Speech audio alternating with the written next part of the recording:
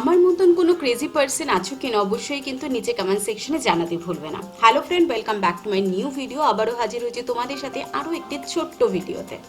তো আজকে আমার উইক অফ ছিল, আর উইক অফটার বিকেল বেলাটা আমি খুব সুন্দর করে কাটিয়েছি। এসেছিলাম চুঁচুড়াতে ময়ূরপঙ্খী ঘাটে, আর সেখানকার ভিউ, সেখানকার ওয়েদার সত্যি দারুণ ছিল। সেই ভিডিওটি এখনও যারা দেখোনি তাদেরকে নিচে ডেসক্রিপশনে লিঙ্কটা শেয়ার করে দেবো, অবশ্যই একবার গিয়ে দেখে নিও।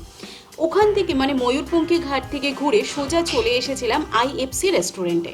আইএফসি রেস্টুরেন্টের এক্সপিরিয়েন্সটাও বেশ ভালো কেটেছে। সেখানের খাবার কোয়ালিটি এবং অ্যাটমসফিয়ার সত্যি খুব সুন্দর ছিল। সেই ভিডিওটাও অলরেডি তোমাদের সাথে শেয়ার করে দিয়েছি, অবশ্যই একবার গিয়ে দেখে নিও। আইএফসি রেস্টুরেন্ট থেকে বেরিয়ে ভাবলাম সোজা বাড়ি আসবো, বাট রেস্টুরেন্ট থেকে জাস্ট বেরিয়েছি, খুব সুন্দর একটা গন্ধ নাকে এলো। সেটা আর কিছুরই ছিল না, সেটা ছিল রেস্টুরেন্টের একদম অপোজিটে রয়েছে আওয়ার টি জাংশন বলে একটা ছোট্ট চায়ের দোকান।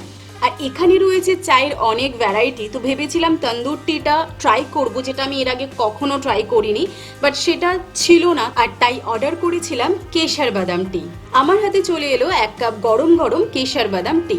যদিও বা এর আগে নর্মাল টি বা মালাই টি এই ধরনের চাগুলোই ট্রাই করেছি, বাট ফার্স্ট টাইম কেশর বাদাম টিটা ট্রাই করছি। সত্যি খুব ভালো। চায়ের প্রতি কটা সিপি ছিল কিন্তু একদম অন্যরকম, আর এই জিনিসটা খুব ভালো বুঝতে পারবে যারা একেবারে চায় প্রেমী।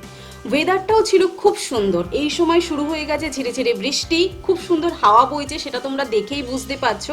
গঙ্গার পাশে এই ধরনের একটা অ্যাটমসফিয়ারে যদি কোনো একটা সন্ধে কাটানো যায়, সত্যি সেই ফিলিংসটা হবে অসাধারণ।